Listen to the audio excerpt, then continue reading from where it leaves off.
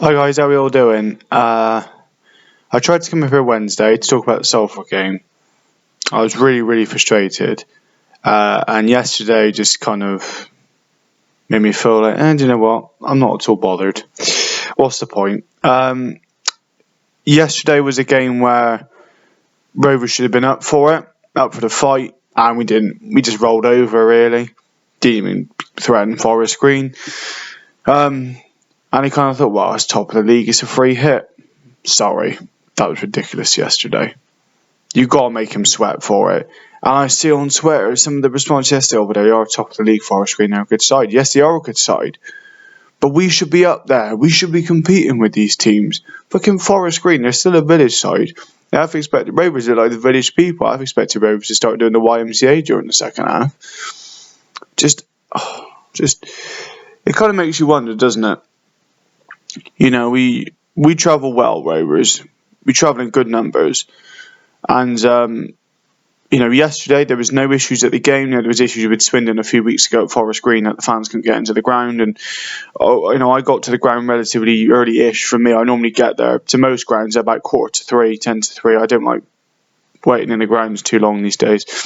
So I got there just after 2 o'clock, 10 past 2 maybe at the latest, and the queue was horrendous. I got into the ground maybe 3:30 and it was packed. But the game itself was fine. The atmosphere, though, was dreadful. I don't know if it's because we were in an open terrace. I have no idea. But you'd have thought there was about 20 Rovers there yesterday. You try and get songs going. There was none of it. The problem is when you're in an open air terrace, the noise goes up. It doesn't go out. It goes because it's got nowhere to bounce off of. People who study science and shit, you know what the fuck I'm on about. But in fact, most humans probably do. But yeah, yesterday was just frustrating. So let's try and pick this apart, because I always find that this is going to sound a bit weird, but I always find it easier to talk about a loss rather than a win, because when you win a game, there's nothing to really pick apart. When you do lose, you can sort of nitpick in a way. But when I looked at the team, I thought, well, it's pretty much the strongest team Rovers could go with. I was a bit surprised that Pittman started, considering he's just come back. And I said this during the time he was out. We played better without Pittman in the team, if I'm honest. Certainly from the start, we played better without him. If you're needing a goal in the last 10 minutes, then yeah, throw him on. But, to start a game. Oh, by the way, paper straws. Get lost way with these things. Pittman from the start yesterday just didn't look a good fit. And it just set the tempo for the game, really. Who fought a Pittman, who fit, and just see if we can get them behind. Forest Green don't play that kind of game. I get you're trying to sort of counter the kind of style they play. They like to get on the floor and play it quick and pass and move and stuff, but we just didn't do that yesterday. And the first goal came about as a well-taken finish. But Rovers yesterday, all down our right-hand side, were struggling. I've been saying all season that Harry Anderson is better further forward. And I think at some point during the game yesterday, we played Josh Grant on the right side of a back three, I think, and it just did not work. If you're going to play Josh Grant now, I think you play him as a left wing back. I think he's got that position now down.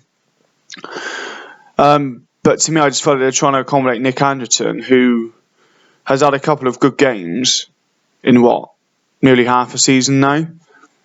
And to me, I don't want to nitpick on Nick Anderton here, but to me, and I've said this before, it just completely unbalances the team because he's not blessed with pace.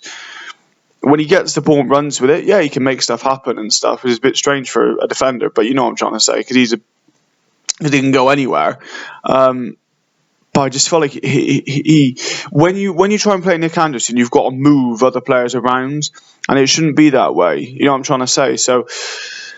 Yeah, Josh Grant was just completely out of sorts yesterday as a right centre half. Then he was moved to a right wing back, and we need a right back in January, man.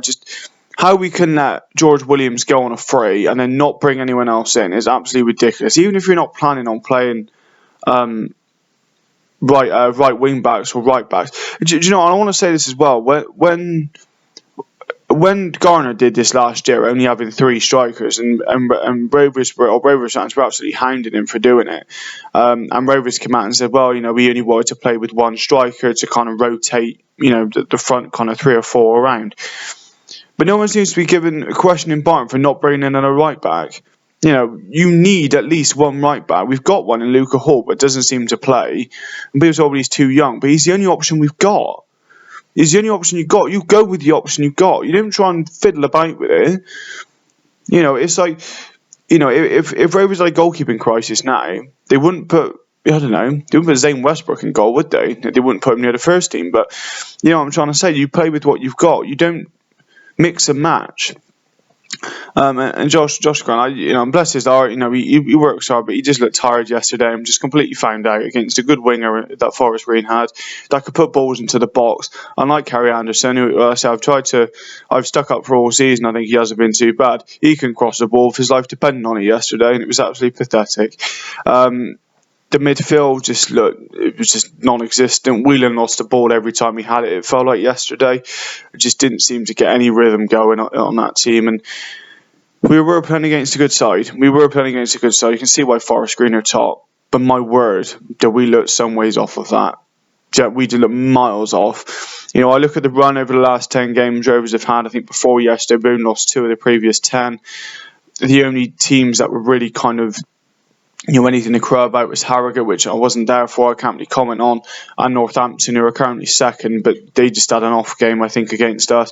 Apart from that, the teams we've only beaten are the ones that are in and around us. When we played against anyone half decent, we've not performed. It's as simple as that.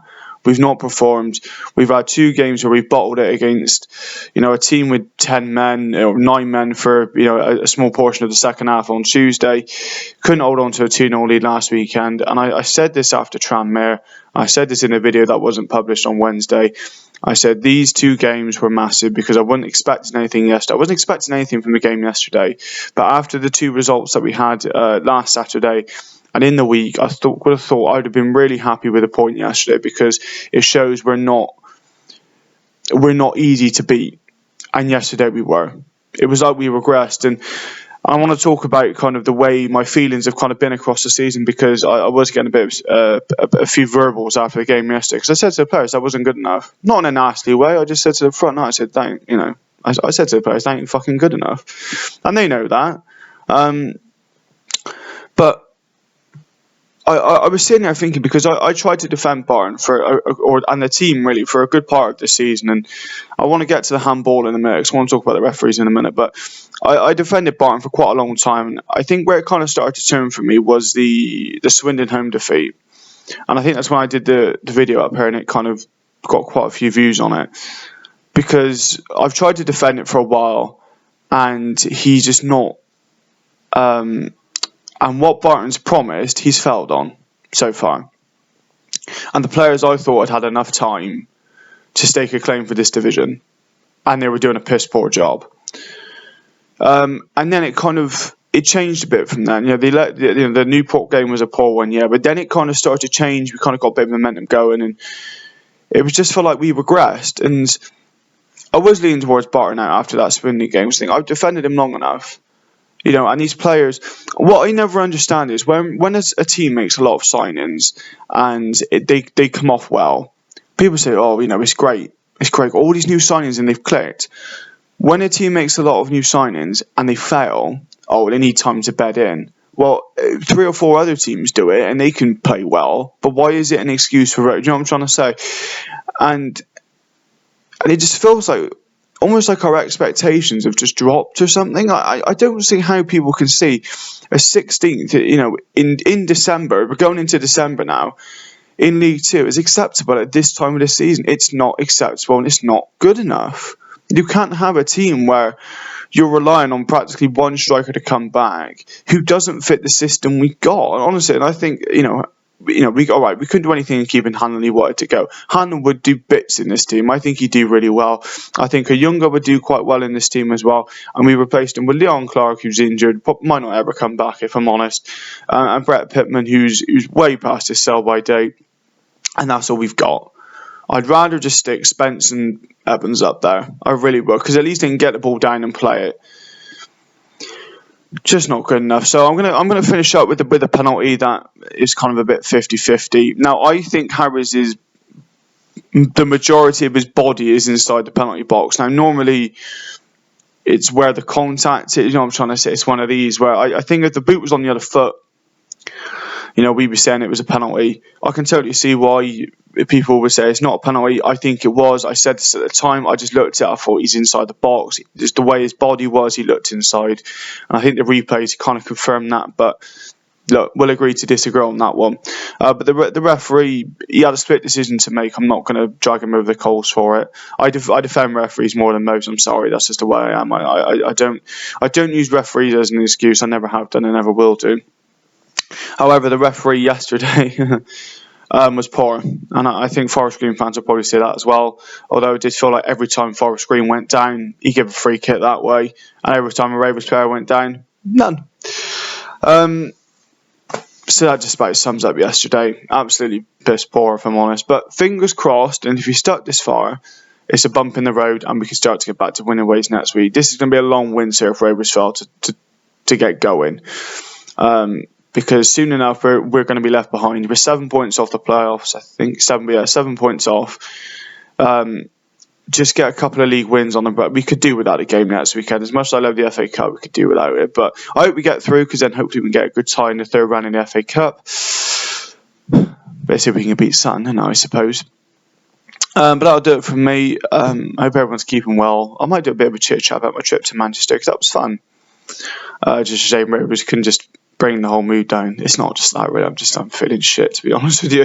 Absolutely just burning a candle at both ends at the moment. But yeah, so I'm going to get the hell out of here. I've got bits to do. I've got to get shopping and stuff. I've got to look at my car. I've got a hole in the exhaust, which is nice. It makes it sound like a Colin McRae rally car. So I'm going to speak to you all very, very soon. Have a good rest of your day. Have a good weekend. And yeah, see you all soon. Take care. Bye-bye.